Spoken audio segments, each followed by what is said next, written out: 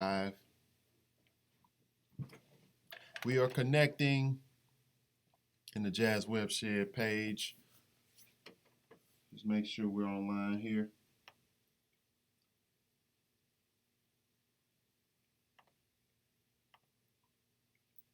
Let's do it. YouTube. JazzWebShed YouTube channel. Hope y'all having a great Sunday. And it's nice outside. It's not too cold. It's really cool. All right, just making sure we're on. Yep, we're rolling. We're live. And I'm going to just share this link.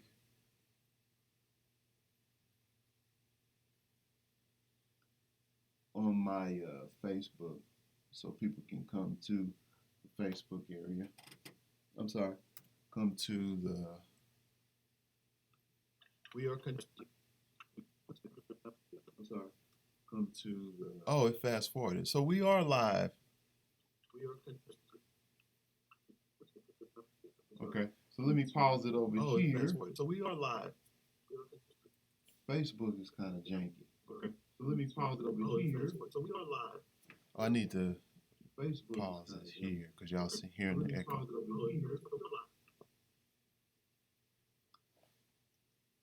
Give me 1 sec. My head's paused. So, okay. So the name of this broadcast here is The Importance of Recording.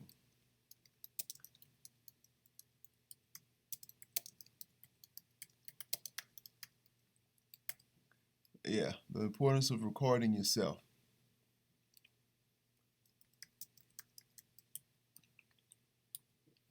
All right, live streaming. Boom. So we got it. I got it. So thank y'all for chiming in. I'm still going to give some people some time to get in here. I got some some funny stuff to share with you. Still going to give some people. Let me pause this because I know it's going to be interfering. But I got on my screen here the pulled up. Let's see. I'm gonna pull up the chat so I'll have it on Facebook, and then I'll also have you right here on JazzWebShed. Okay. I'm sorry. I'm looking at JazzWebShed, but I have YouTube right here, and I also am going to pull up my Facebook so that y'all can chat with me. Okay. So let's see here. Just trying to make sure I post it on my profile page for Facebook. All right, because some people will check it out on Facebook, and then some people will go to YouTube. I've been trying to be more consistent with streaming. All right, I'm gonna just say this is JWS. I'll say Jazz Web Shed live stream, and then we're going to talk about the importance of recording.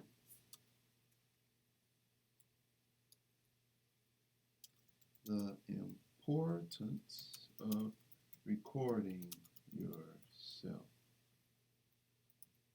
Okay. Boom. It is shared. So I am live and visible for the world to see. So what am I going to talk about? All right. First of all, welcome to this stream. It's like 4:49, and let's see. What I wanted to do is talk about the importance of streaming, not the importance of streaming, the importance of recording, And I guess you could say this is recording too, and that's what I need to do. I need to press record over here so that I could capture this live stream. All right, here we go. All right, so I'm gonna start recording. So good, I'm recording now. So I got it. So let me tilt this up a little bit. All right, cool. So if you want to chat with me over here, I'm looking at the chat area. So let me see if I can see you. I have a page for pulled up for chatting on YouTube. Good, X that out. So good. So I have a place over here on YouTube, and we have some people over here. So if you want to shoot me something, say what's up. Let me know who you are and where you're from, and if you play an instrument, what instruments you play. And I got Facebook pulled up too, so I'm gonna kind of be tuggling back and forth on Facebook and YouTube. All right. So first and foremost, I'm Quamon Fowler, known as the Texas Tenor, and we are here at Texas Tenor headquarters. And I wanted to talk a little bit about the importance of recording. All right. So first of all, I've been playing saxophone. My instrument I've been playing for like, I'm 36, so 20, 24 years. I've been playing saxophone for 24 years. And for me, when I got started, I was so fascinated with learning. I immediately started learning music off of the radio. And back in the day, there were tapes. So a lot of the young folk, people really, in the 20s? You know, 20s, like 1990s, it was still around, but it was transitioning to CDs. But anyway, when I came up, in the 90s, I was a teenager. So I had a lot of tapes, and I did a lot of tape recording because that's right. Because when I went into college, I was still recording stuff on tape when it got like 2000. So CDs came about around in that time, and we started to transition to the digital stuff around 2000, 1999, 2000, somewhere around in there. We went to CDs, but then we started to get into the digital stuff because I remember iTunes and Napster and all of that kind of stuff came along and changed the whole game. But anyway, what I was talking about is recording. So when I first got going, I recorded myself. I had a tape recorder, and I was always recording myself playing other songs, and I recorded myself practicing. I recorded myself playing with play-alongs, music, CDs. I ended up winning a competition and back in high school, and I was able to win. We'll take the money and then purchase a 4-track recorder, and I'm actually looking for a tape that I recorded something like when it was like 1996. I got all these tapes. I went to my mother's house and was moving some stuff around and trying to take some stuff with me from the house, and I found these tapes and I brought them with me. Actually, here's a tape introducing Quamon Fowler, my first I guess my CD I did. My first CD I recorded in 2000. So that was 2000, and I was like 19, about to turn 20 when I recorded that. And what else? I'm trying to find the one that's labeled 1996. I had it. But me and friends would get together and we would record stuff. We would get at my house and record, get in the garage, or in my room and record. And it was pretty fun because we would get a chance to work out some arrangements and come up with some things that we wanted to do and then record it, capture it, and able to go back and listen to it, make copies of it, and think we were really doing something special. And so I just brought some of these tapes out because I was going to try to share some of it. Let's see what this one is. Let me turn the volume up. It was one. I gotta find that one though. I had one specifically that was labeled 1996, and because my CD 2012, I'm sorry, 2000 that I did, that's introducing Quamon Fowler, and really, that's re-release. I re-released it. Oh, here it is. I found it. So this, if you can see, it's labeled 1996, and so me and another saxophone player that I was in high school with, Michael Dickey, that's his name, and we ended up recording some stuff. Now it sounds super funny and crazy to me, at least, but I was 15 years old, 15, 16 years old, and here it is. Okay. Come on, tape recorder. I actually bought this tape recorder yesterday at a garage sale. My neighbor had some stuff out there, and then I asked him, did he have a tape recorder? He said, well, you know what? I got one in my garage. So he brought it out, and I bought it. I bought it for like $10, and just wanted to get a chance to share some of this stuff with you. So you can hear it. So I'm just looking over at the chat. What up, LJ? You back? What's up? Okay, LaCoya, and I play alto saxophone at my church, and I've been trying to teach myself jazz via various YouTube channels such as yours. Okay, that's good to know. I mean, you never know who's out there checking you out, and sometimes, especially when I've been doing it for so long, you kind of forget about the beginning and the processes that you go through. But this is a very crucial process to go through, or point, or element to be a part of the process for development, because recording is very good because it's a way that you can document where you are. And when you go back and listen to yourself, you can be like, ugh, I don't like that. I need to change this, or different things like that. So let's see. This is 1996. It better play for me. Don't leave me out here, because let's see.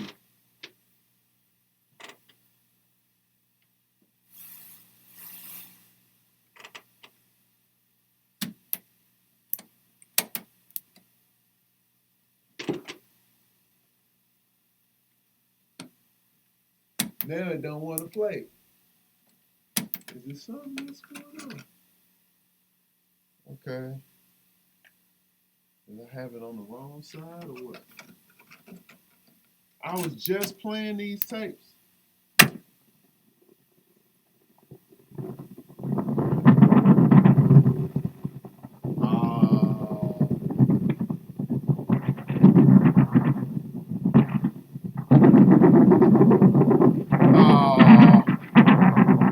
Oh, that's jive. I'm up here trying to play this stuff for y'all, and it ain't even working. I'm gonna have to get my refund. Let me see if I play another tape if it works. Yeah, that works. It was just this tape. Anyway, let's do this.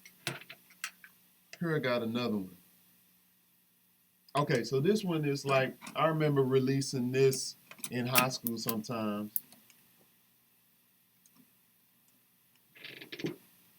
Oh, okay. I think something was in the way. Dog. That's jive. I'm so sorry. The tapes ain't working for me now. Let me try it one more time on the flip side. Maybe it was. Okay, here it is. So this is the one that's actually uh, from high school. Okay, we were playing I Got Rhythm. I was playing right there, Yardbird Sweep. Ooh, this. So this is like when I was 15 or 16, something like that. All right, check it out. Here we go. 15-year-old me on soprano saxophone.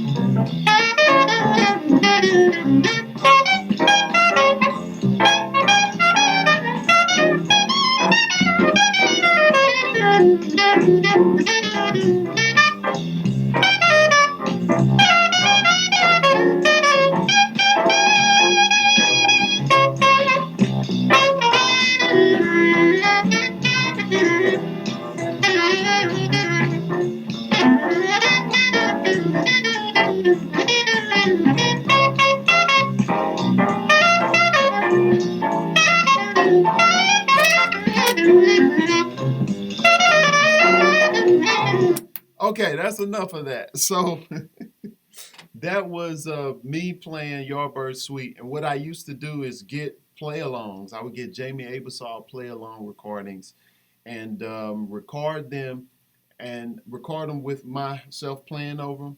And I would actually put them together and sell them back then.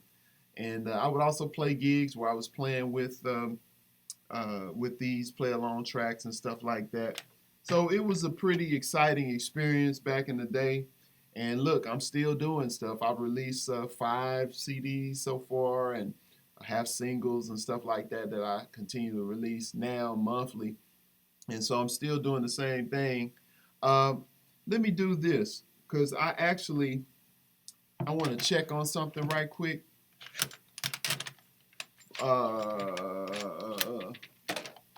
I have I wanted to show you I have a tape from let's see 2000. Let's see. Oh yeah, like there was a monk, the Thelonious Monk competition that was 2001, I think, was one that I was trying to try out for, but I decided not to send my tape in because I was thinking I wasn't ready or something. And so I have it here. If you can see, it's the Thelonious Monk. There I go. Thelonious Monk tryout tape. And so I recorded this with some guys from Louisiana. But check this out. It's kind of crazy. So this was, I was 20 or 20 or 21 at this point.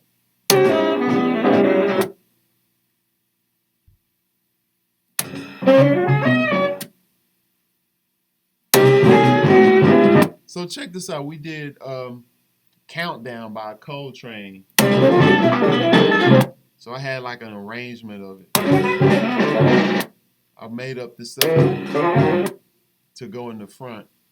I think I did 3 different takes.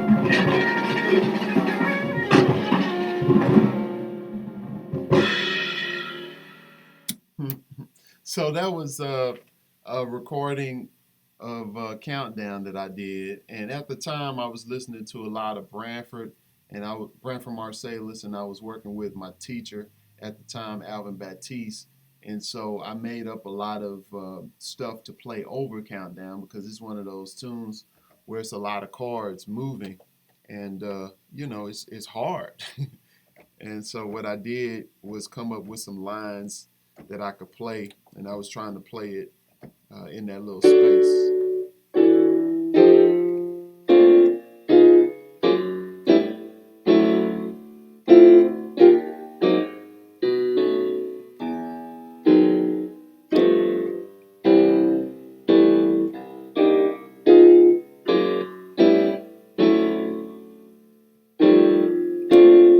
So if you know tune up, it's like tune up, but it's got some substitutions in there instead of just going.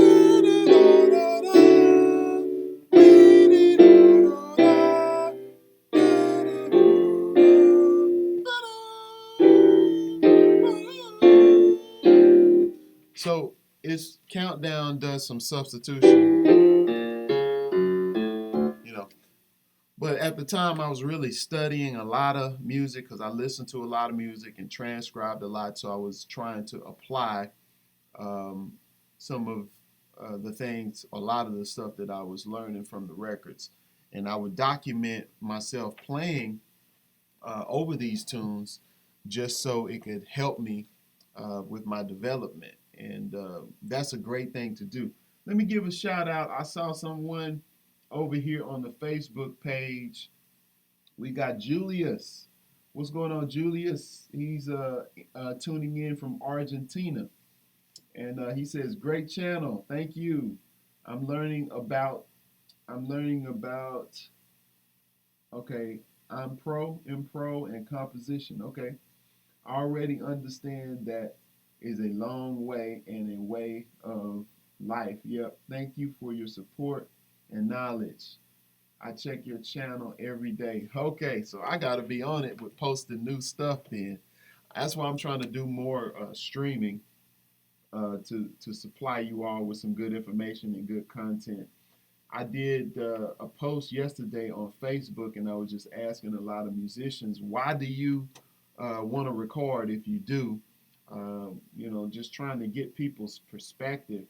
And a lot of people were saying, it's a great way to document where they are at that particular time and also share their heart and soul with people where, if you don't record, you're missing out on that experience, and it helps you from the standpoint of being able to hear what you sound like, offering the best that you have at that particular time, or packaging up a story through song and presenting it to the world.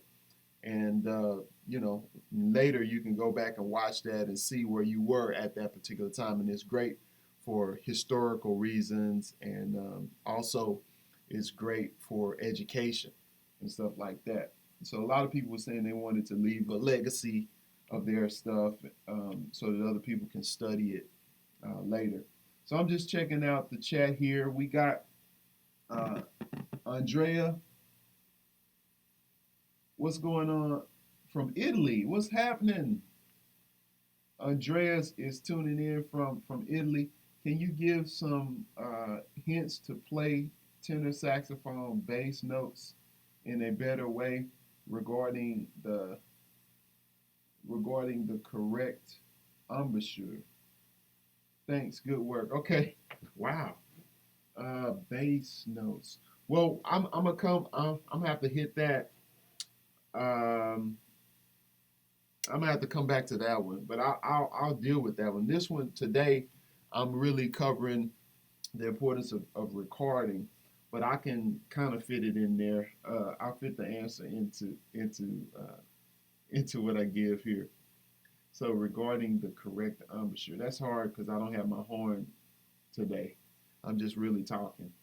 But for the most part, um, to speak to that, I did used to play a lot with friends, and I learned when I did listen to jazz, I learned blues, and I learned rhythm changes. So blues.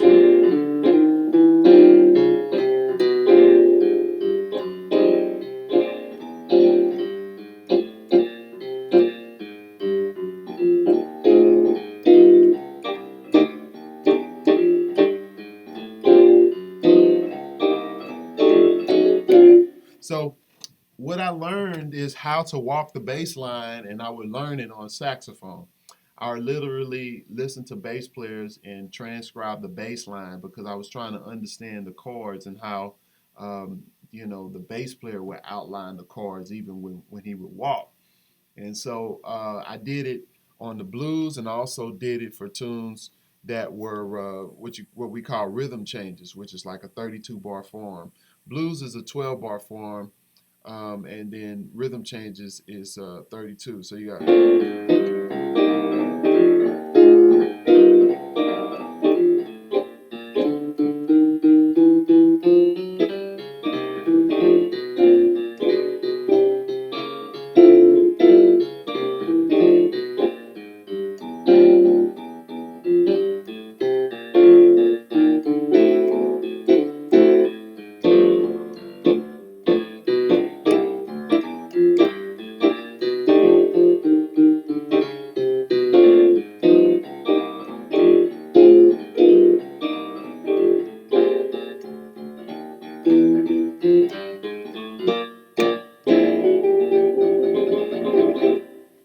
So that's a 32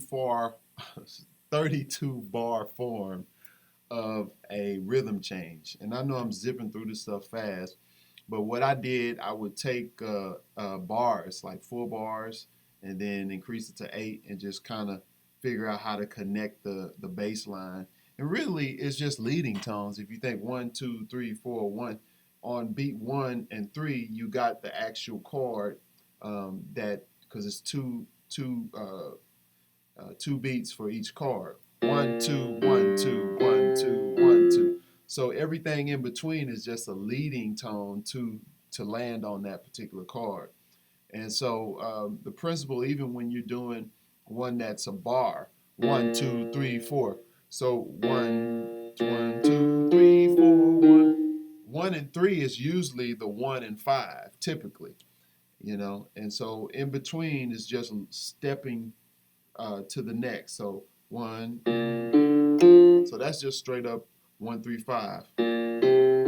So you can go 1, 2, 3 because that 3 is on beat 3. 1, 2, 3. So you always gonna outline the core notes of the chord 1, 3, 5 when you walk in the bass line when you think about 1 and 3. So 2 and 4 is usually just a leading tone to take you to the important note of the chord. So that's like a quick way to answer that question without playing, you know. But when it comes to recording, listening to recordings too, you want to pay attention to the inflections. You want to pay attention to the vibrato, the articulation, the embellishments, the dynamics, you know, all of those things. Don't just learn the notes, but actually learn all of the ornamentation that goes on while the instrumentalist is playing, because it'll really help you. Let me see. I was trying to find my phone because I was trying to find out when my mother-in-law was gonna get here. I misplaced my phone, y'all. But let's see. Oh, I put it on the floor. Let me see if that was a text. Okay, no. Okay, so that's like a quick run through. And what else I was going to show you? I found these tapes. I got a bunch of tapes. I even got a tape when I was in college, where we transitions from tapes to CDs, of course, and somewhere in between there, mini discs. So I was recording on mini discs, and so here's some mini discs that I have from us playing. And I just wanted to go back and check some of this stuff out. And as I was thinking about it, I was like, man, I need to really talk about the importance of recording. Because when you first start, this is how we all start. We all start out horrible. But when you hear something, you have a concept of sound, or you have somebody in mind who you want to sound like, or something that you want to imitate or emulate or whatever, you know, there's a big gap in between where you are and where you would like to be. There's a big gap in between your ability and what you would like to have the ability to do. And so in order to narrow that gap, you just got to keep on practicing, of course, and keep on recording. Because when you record where you are today, and let's say a month from today, if you're continuously practicing in between, you can go back and listen and make a more accurate judgment, or have a measurable way to see your progress. You know, if you play a certain song and you haven't transcribed anything, you haven't learned the changes or anything like that, and then you go and you start transcribing and learning the changes to, you know, to the song, and you're able to play through the changes, then you can record yourself and then go back and compare how you sounded before. And so within that recording, you'll be able to educate yourself of how you've grown and things like that. So that's pretty much it. This is quick. I needed to check on something, and what I'll do, I'll get back on after I get back. So I'm going to take a break because I need to check on something in my house. I'm in my studio. But just wanted to capture this and talk about this right quick. And when I get back, I'll make sure I connect my horn up, and I'll be able to get more specific into some stuff, and I'll be able to play some tunes as well. So I'll be back, okay? So check me out, hopefully within 20 minutes, 20, 30 minutes, if that long. Okay, I'll be back.